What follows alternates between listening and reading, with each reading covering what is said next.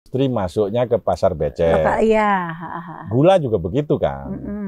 Daging, macam-macam. Nah, kembali lagi itu tadi ke masalah data. Kalau data kebutuhan misalnya industri kita sekian, nggak mungkin diimpor sekian gitu.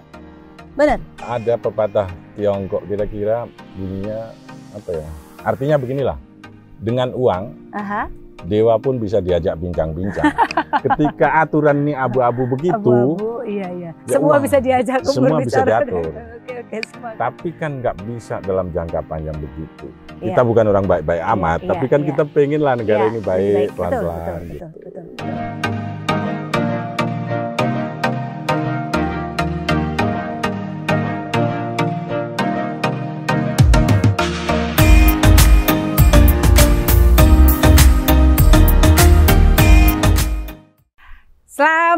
Semangat pagi, Viewer Ngaco. Wow, saat ini ada sesuatu frame yang berbeda nih, Viewer Ngaco. Ngobrol ala Indoposko. Sekarang kita ke Taman Hijau, ketemu dengan co-foundernya Konturindo Agrotani dan Ketua Ketahanan Pangan dari Departemen Pangan Partai Demokrat. Yes, saat ini ketemu dengan Pak Amal Gejadi. Selamat pagi. Semangat pagi. Semangat pagi.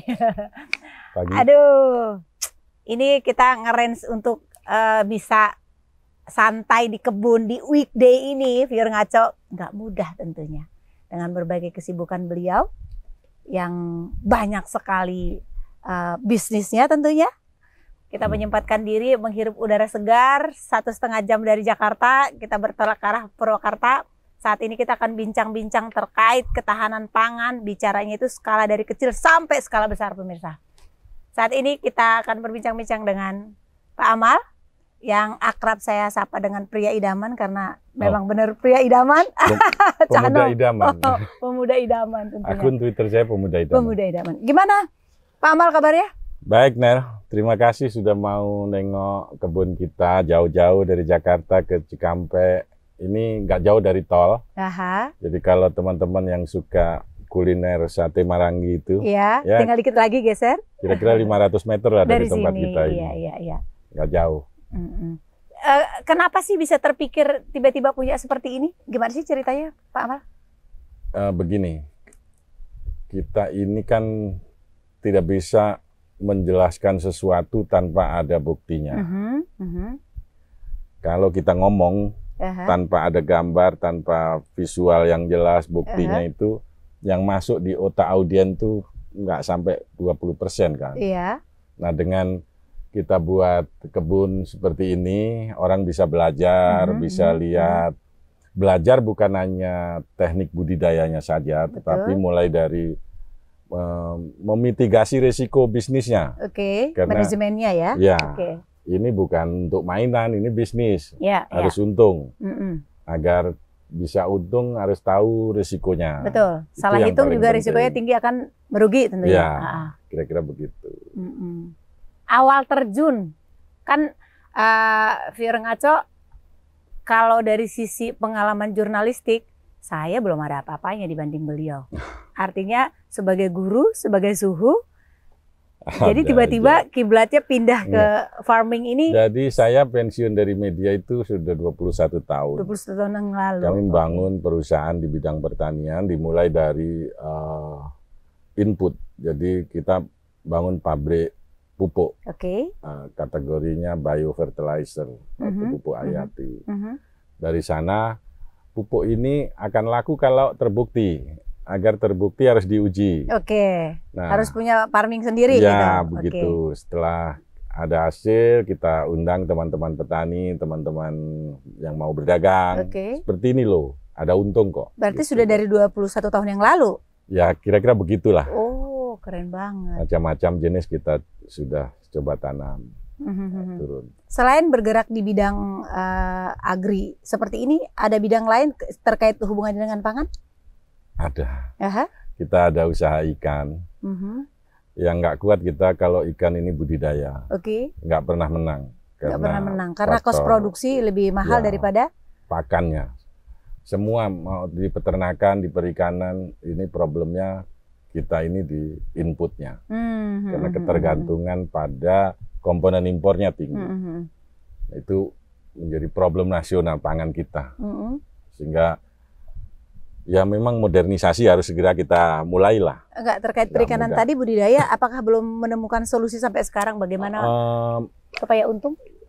Di budidaya ini kan petani atau petambak itu terjepit oleh dua hal. Di hilir dijepit oleh pasar, di hulu terjepit di mahalnya harga pakan. Setahun ini coba aja lihat keluhannya teman-teman peternak ayam potong, ayam telur. Ini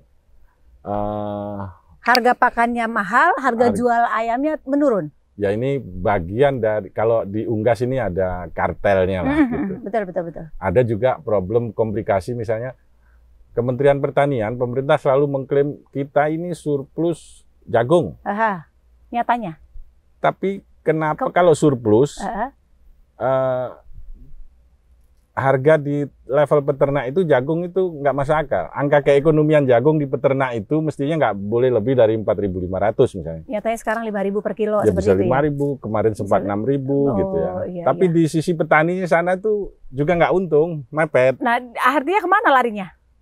Ada ruang yang lebar, yang itu adalah problem logistik, problem gudang, penyimpanan yang besar gitu. Bulognya lah ya. Ya, yang itu kita nggak punya. Oke.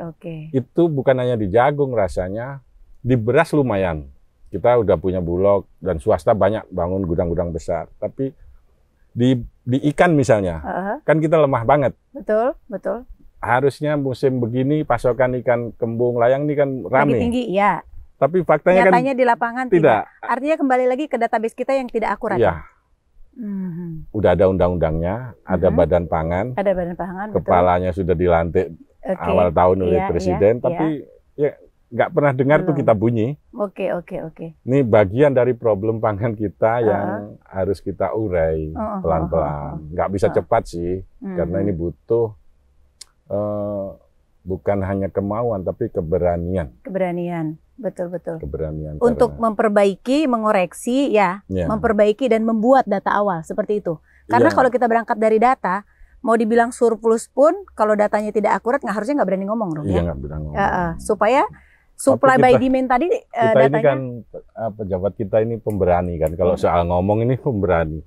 Jadi gini, sudah lama nggak ada sensus pertanian. Dari sensus ini mestinya dapat data. Berapa sih luasan lahan jagung yang benar? Berapa sih luasan cabai? Nah, datanya ini tumpang tindih. Kalau kita di swasta kan gampang aja ngukurnya. Berapa ribu ton benih jagung keluar dari pabrik? Betul. Itu akan ketahuan berapa tonase panennya. Iya. Itu menyimpang pun nggak jauh. Iya. Dari situ lebih akurat. Karena kalau luasan lahan ini bisa diatur-atur oleh birokrasi, oleh kelompok tani untuk dapat ya bantuan subsidi. Jadi akurasi itu bisa diminimalisir ketika dari produsen langsung ke end user itu tidak banyak ya? Kita kan terdata ini semua pabrik benih itu terdata. Karena benih itu ada aturannya, ada undang-undangnya. Dari produksi mereka kita akan tahu di hilirnya akan panen berapa. Sederhana itu sebenarnya. Misalnya cabai. Kalau minggu ini satu toko pertanian itu didata, ini nggak usah di pabrik ya, di toko aja. Kita tanya, lu jual benih cabai bulan ini berapa? Kira-kira 90 hari ke depan tuh udah akan ketahuan volume panen cabai. Iya, betul. Selama sekian bulan ke depan, karena cabai itu masa panennya kan panjang. Pendek, enggak, hitungannya kebutuhan pendek, tapi masa panennya panjang. Iya, kira-kira gitu. Nah tapi ini all commodity sebenarnya. Kalau data kita akurat, tentunya tidak akan terjadi gejolak yang begitu tinggi atau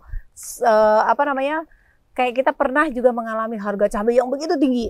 Dan kadang juga ada yang tidak dipanen oleh petani karena cabai bawang itu kebutuhannya tinggi di problemnya itu di siklus siklus tanam. Betul.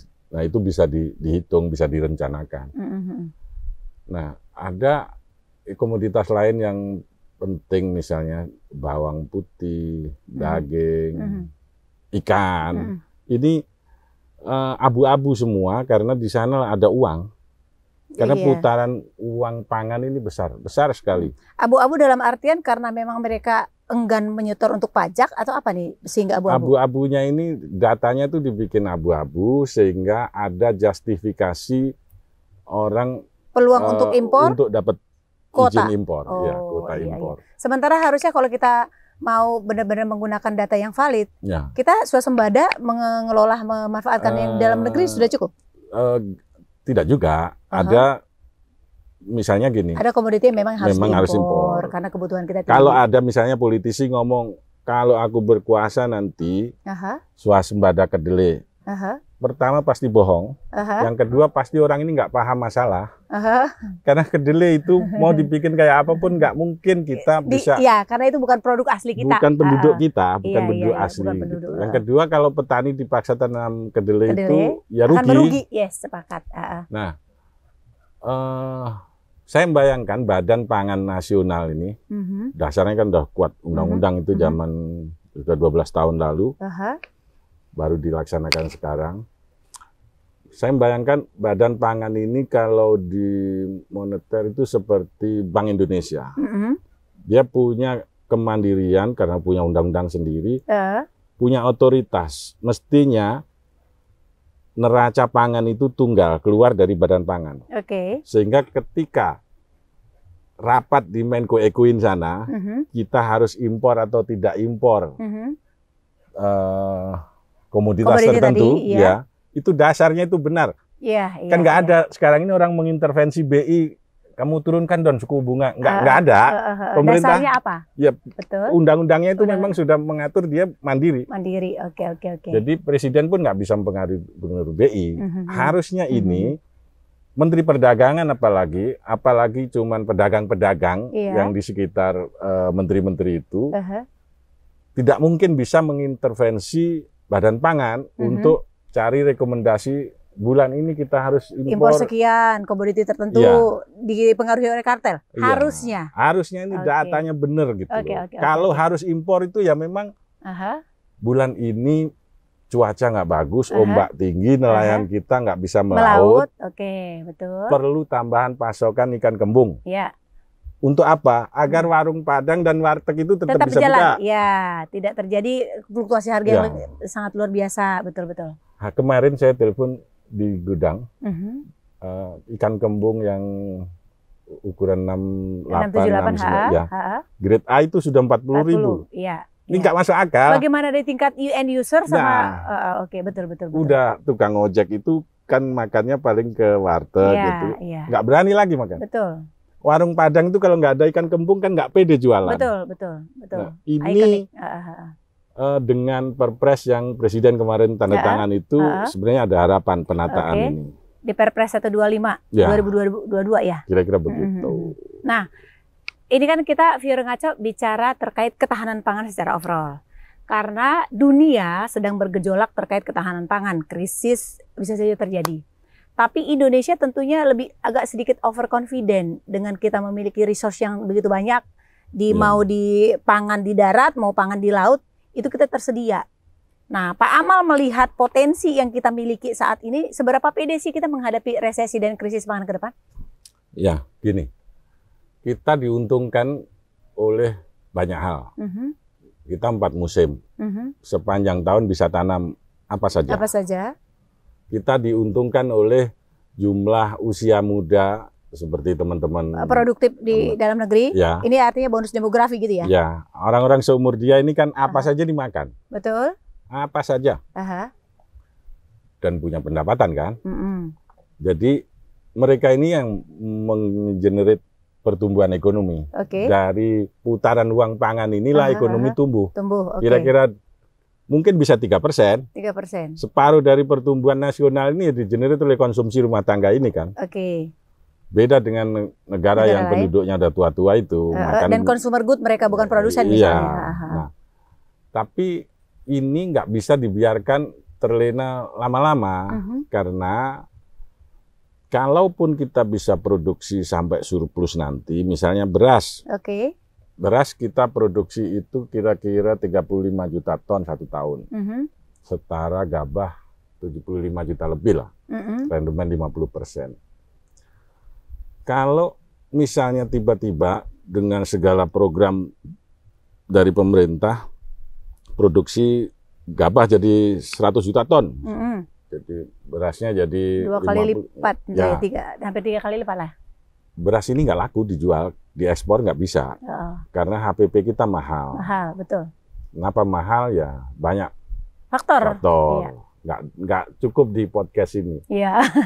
Nah, ini harus satu-satunya cara yang paling penting dilakukan adalah modernisasi agar biaya produksinya turun. Gitu. Modernisasi dalam artian dibikin terintegrasi. Modernisasi ini mulai dari alat produksinya, betul. Benihnya, terus pasca panennya, sistem pergudangannya, sehingga efisien. Gitu. Contoh yang paling saya sering ngomong itu soal ikan sejuta umat inilah. Karena ini kan banyak temannya nelayan kan. Iya. Nelayan kita, nelayan Juwana, nelayan Pati, Rembang, ya, Tegal sampai ke Pantura. Kapal besar-besar ini. Iya. Mereka kan kerja yang dicari ikan kembung, ikan layang, macam-macam itu ikan pelagis kecil itu ya. Iya. HPP dia, ongkos dia nangkap 1 kilo ikan layang itu masih di tengah laut nih, di fishing ground itu Rp6.000. Rp6.000. Apalagi solar seperti sekarang ini kan. Nah, karena kalau nelayan Juwana itu kan sudah nggak solar subsidi karena kapalnya industri. besar. Yes. Kalau nelayan kecil-kecil di timur itu subsidi karena dia nangkapnya di rumpon-rumpon. Masih tertolong. Nah, itu di tengah laut. Belum ongkos angkut dari fishing ground sampai ke gudang, ke Muara Baru atau ke itu. Juwana Pati. Ya. Nah, ini akan mahal. Bayangkanlah di Turki. Turki itu kita pernah ketemu. Kalau ada boleh kita dapat izin atau kalian yang punya izin, saya jadi kontraktor nangkapnya saja. Kami cukup dibayar 2.000 sudah untung. Ikannya sementara yang konvensional selama ini 6.000. Itu udah harga average mulai dari BBM sampai BBM, kru segala macam. 6.000. Sementara ditawarkan oleh Pak Amal ini Rp2.000 per kilo untuk ya, ada harga orang nangkap. Turki menawarkan ke kita begitu. Iya. Aku jadi kontraktor nangkap doang. Gitu. Dengan teknologi. Ya, tentunya. Di Tiongkok, Turki ini mereka nangkap ikan, kalau di Tiongkok kan ada ikan salem, ikan kembung. Iya. HPP mereka hanya Rp500, artinya lebih dari 10 kali. Yes. Nah, ketika ini tidak diatur, perpresnya ini enggak rigid. Iya. Orang Tiongkok yang nangkep hanya Rp500 ini, ngirim barangnya ke Indonesia. Iya, tentunya jauh banget harganya, betul. Karena HPP harga produksi tadi. Matilah nelayan kita. Betul. Sepakat, apakah otomatis konsumen untung? Belum tentu. Karena di tengah ini inilah permainan. Ya, sepakat. Bisa saja harganya tetap sama seperti yang di dalam lokal, marginnya itu diambil oleh yang di tengah tadi. Oke. Nah, kalau bicara terkait hulu hilir tadi kan terkait penangkapan. Bagaimana dengan produksi-produksi lainnya? Misalnya di komoditi-komoditi tertentu supaya kita tidak seperti bawang putih misalnya, supaya kita tidak garam misalnya. Itu juga kan komoditi yang seksi untuk diimpor, dikartelkan. Garam ini gini. Sering kan kita laut segini luas masuk garam impor. Sepakat. Nah, ini kadang-kadang agak aneh juga kalimat. Tidak semua laut itu bisa jadi garam. Betul. Ada syaratnya. Yang kedua, kalaupun bisa kita bikin garam, kalau harganya terlalu mahal, industri kan nggak bisa serap. Betul. Maka ada kebijakan impor garam untuk industri. Yang menjadi masalah ini kan selalu ada penumpang gelapnya. Izinnya impor industri, masuknya ke pasar becek. Gula juga begitu kan. Daging, macam-macam. Nah, kembali lagi itu tadi ke masalah data. Kalau data kebutuhan misalnya industri kita sekian, nggak mungkin diimpor sekian gitu. Benar? Ada pepatah Tiongkok kira-kira bunyinya apa ya? Artinya beginilah, dengan uang dewa pun bisa diajak bincang-bincang. Ketika aturan ini abu-abu begitu, abu-abu, iya. Ya Semua uang, bisa diajak semua bisa diatur. Oke, tapi kan nggak bisa dalam jangka panjang begitu. Iya. Kita bukan orang baik-baik amat, tapi kan kita pengen lah negara ini baik, pelan-pelan. Betul. Nah, kalau untuk kita, Pak Amal pernah menghitungkah bahwa perputaran di sektor pangan di Indonesia per tahun itu kira-kira berapa? Oke. Paling sederhana, gampang. Kita produksi beras 35 juta ton. Oke. Ya, atau setara gabah 75 juta ton. Itu uang untuk produksinya itu kira-kira 400 triliun. 400 triliun. Di dalamnya ada komponen pupuk, pestisida, segala macam. Sudah hasil panen lah ya, itu habis 400. Pupuk ini nggak banyak, komponen pupuk dalam biaya produksi padi itu sekitar 11-12%. Tapi kalau pupuk ini salah waktunya, salah dosisnya, salah harganya, itu pengaruhnya kepada hasil panen. Telat seminggu hasilnya ya rusak. Iya. Harganya kemahalan, petaninya rugi. Betul. Jadi ini banyak hal detail yang harus diselesaikan. Itu baru beras. Padi, ya, gabah. Nah, McKinsey, konsultan keuangan yang keren itu, yang terkenal itu, memprediksi kira-kira dalam 5-7 tahun ke depan ini putaran uang pangan di Indonesia ini kira-kira 6.000 triliun. 6.000 triliun dari semua komoditi sektor ya. Pangan ini ya mulai dari yang mentah sampai turunannya, sampai olahannya, itu putarannya. Nah, yang menarik di sini yang harus kita mengerti bersama adalah hanya bidang pangan inilah yang masih bisa diikuti oleh semua lapisan, mayoritas penduduk di Indonesia. Betul. Nggak mungkin lah rakyat ikut-ikutan tambang nikel kayak Pak Luhut, nggak mungkin. Atau tambang batu bara, atau ikut main di industri telco gitu, mustahil lah. Atau ambil konsesi frekuensi untuk bikin tambang misalnya, atau tambang atau frekuensi untuk bikin TV gitu. Nggak mungkin lah. Betul. Yang bisa diikuti rakyat kan bidang pangan kayak gini. Saya Mas Eko nanam melon kecil-kecil gini kan. Yang penting hidup layak gitu. Tapi kalau apa yang bisa dikerjakan rakyat ini tidak didampingi, tidak dilatih, manajemennya tidak didukung, keuangannya tidak ditata, marketnya segala macam. Soal waktu saja pangan ini juga diambil oleh yang besar dan asing. Kita tidak anti besar, tidak anti asing. Untuk modernisasi, suka atau tidak suka kita harus gandeng asing. Betul. Tapi ini ada tujuannya dalam rangka mendidik masyarakat memberikan nilai kita, tambah, edukasi dan lain sebagainya. Petani, nelayan kita itu harus alat tangkapnya dimodernisasi lah. Betul. Dari saya kecil sampai sekarang ya lihat gitu-gitu aja. Alat tangkap itu aja. Nah, Kementan sebenarnya mulai benar dalam hal modernisasi. Misalnya gini, dulu itu ketika panen itu masih diarit begini, dikepiok, itu kebocoran panen gabah itu yang hilang 12%. Surveinya begitu, risetnya. Bukan dicolong, tapi rontok. Hilang ke tanah ya. Waktu itu dikasih contoh ini pakai mesin panen. Tenaga kerjanya sedikit. Itu ada problem sosial ikutannya. Tapi kebocorannya nggak ada.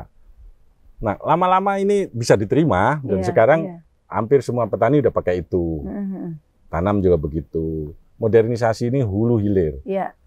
Di padi ini kita termasuk negara yang sudah bagus riset padi kita. Nah, di Balai Benih yang di Sukamandi itu, kita punya banyak varietas yang potensi genetiknya sudah 9-10 ton. Nah, tapi itu kan ditanam di lab. Ketika di hamparan luas ya banyak faktor. Tapi kalau bisa 60-70% dari potensi genetik itu sudah bagus. Nah, yang aneh itu ketika dalam kondisi begini ini seringkali politisi aneh-aneh itu ngomong pakai varietas ini, pakai pupuk ini nanti kita bisa panen 15 ton. Itu ya mustahil. Misalnya gini lah. Nelly itu ya segini kan. Iya. Saya kasih makan nasi Padang 10 piring sehari, makan melon ini terus-menerus. Nggak mungkin kan sebesar saya. Nggak. Itu namanya potensi genetik. Oke. Kalau bisa potensi genetik itu mencapai optimalnya, sudah untung banget. Kita udah aman lah secara pangan. Kira-kira begitu. Iya. Tapi yang terjadi adalah yang memaksakan tadi. Dan itu enggak kayak jualan apa? Jualan mimpi? Ya, ini tahun politik. Tahun politik. Dan memang pasarnya ada. Pasarnya itu adalah pemilih kita kan rata-rata pendidikannya memang masih begitu. Akhirnya laku terjual? Yang saya lihat ya di medsos, di media-media mainstream itu pernyataan-pernyataan politisi itu yang tidak unlogik ya? Bukan hanya tidak logik. Cenderung menciptakan suasana haru. Yang penting rakyat terharu. Iya. Karena ya terharu itu salah satu penyebab orang tertipu. Iya, berempati nggak ditipu. Ya kita udah pengalaman lah. Kita nggak usah ini. Pokoknya banyak hal masyarakat tertipu itu awalnya karena terharu. Iya. Waduh, Bapak ini asik orangnya. Memang kita. Ini pesannya kayak dalam. Iya. Tapi kita ngomong pangan, kita ngomong politik nggak. Betul. Nggak asik. Nah, kembali lagi kita terkait pangan. Nah, tadi saya kan di awal sudah bertanya nih Pak Amal. Indonesia tuh kayaknya overconfident bahwa kita akan mampu keluar. Kita atau lebih tangguh lah kita dibanding negara-negara lain yang sudah lebih maju dari kita tentunya dari sisi teknologi, pendidikan dan lain sebagainya. Tapi Indonesia nampaknya lebih tangguh dari sisi ketahanan pangan. Hari ini ya. Hari ini ya. Kenapa iya? Kita mau nanam apa saja bisa. Yes. Sepanjang tahun. Yang kedua harus diakui bahwa level kebutuhan rakyat kita itu sing penting wareg, yang penting makan. Belum kepada kualitas konsumsinya. Betul. Berbeda kan dengan negara-negara yang sudah lebih maju. Memang di sana mahal. Ya nggak mungkin kota yang lebih besar, lebih maju, murah itu nggak mungkin. Yes. Semakin modern, semakin maju ya pasti mahal. Pasti. Nah kita yang harus dilatih agar kesempatan ini nggak hilang. Yang bisa dikerjakan rakyat ini secepat mungkin didampingi, dilatih, pelan-pelan modernisasi agar ketika pada saatnya itu ya siap kita. Gitu. Ya kalaupun ketinggalan nggak jauh-jauh amat. Tapi dari sekarang ini, dari sentuhan teknologi misalnya di semua sektor pertanian dan penangkapan perikanan sudah seperti apa sih? Kalau mungkin di perikanan tangkap ya. Saya mau ngomong begini sebenarnya nggak enak karena menterinya saya kawan dekat. Walaupun sering bertengkar ya. Harus diomongin. Ya, itu teman dekat saya, tapi kita banyak hal berbeda itu biasa. Keinginan memodernisasi kapal dan alat tangkapnya nelayan ini belum kelihatan. Saya nggak ngerti, mungkin ada pertimbangan bagaimana agar kelestarian laut, kelestarian lingkungan. Ya kita ubah dari cara berpikirnya dong. Kan bisa produksi naik, lingkungan tetap terjaga. Kita ubah. Kalau pertanyaannya berubah, jawabannya kan pasti berubah.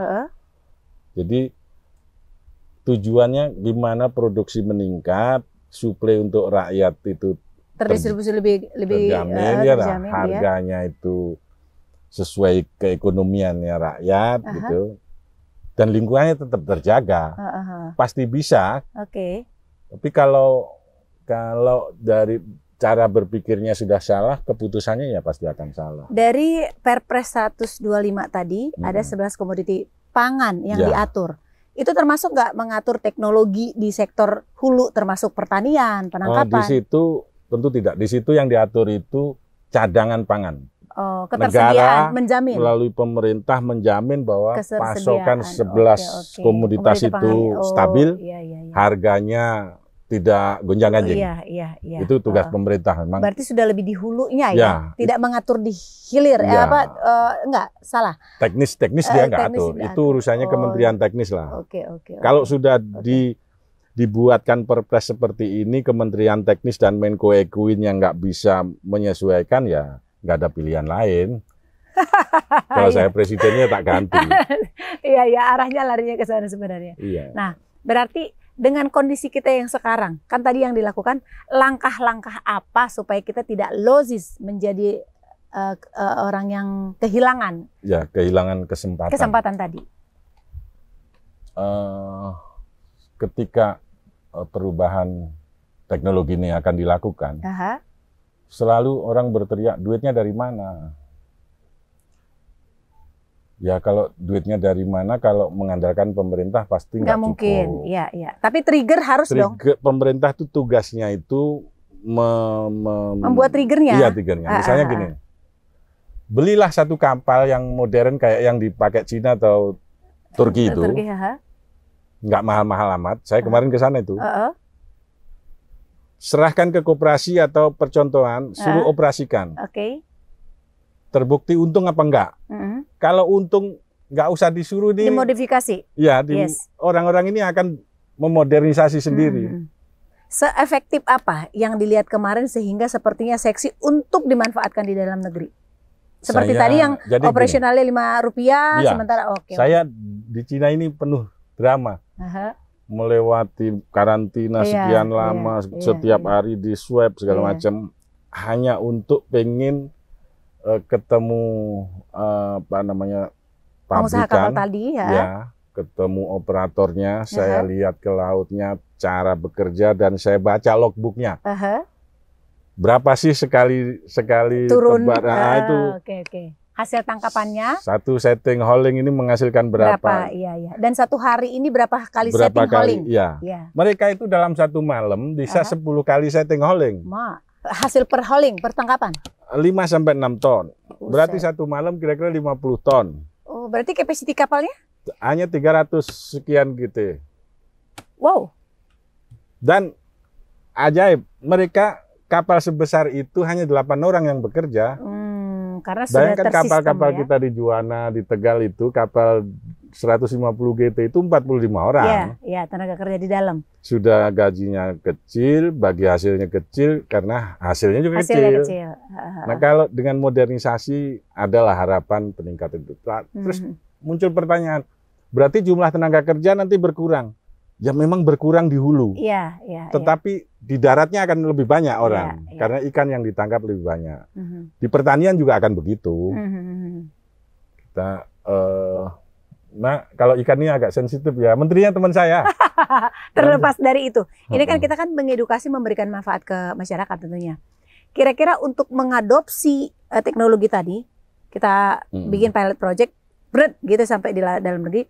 Berapa satu koperasi ini menghabiskan anggaran untuk mendatangkan itu kapal dan beserta teknologinya? Kalau seperti yang saya lihat kemarin itu, dengan 30 miliar satu set.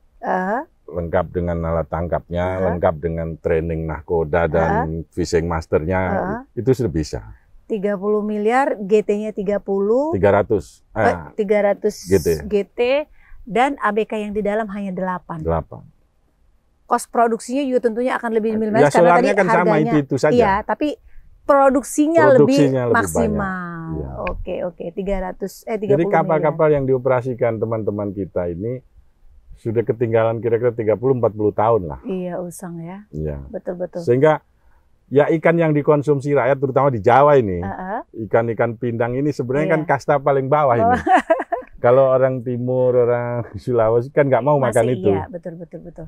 Artinya kita sudah tertinggal 30 tahun pun, Pak Amal tadi masih bilang biar kita tidak tertinggal jauh-jauh amat, sudah sangat jauh, Pak. Ya begitulah. Tapi kan memang tahun. Masa-masa memalukan ini harus kita lalui lah. Tapi adakah niatan dan saran untuk ke tim teman kita menteri tadi untuk menyampaikan bahwa ini ada teknologi yang sangat ideal untuk digunakan? Menteri kan orang pandai, punya kekuasaan. Ya kita tidak berpretensi mengajari. Bukan mengajari, timnya lengkap kok. Oh iya. Artinya ini sudah sampai ke telinga beliau ya? Mungkin ya. Karena tadi Pak Amal sampaikan kiblat di.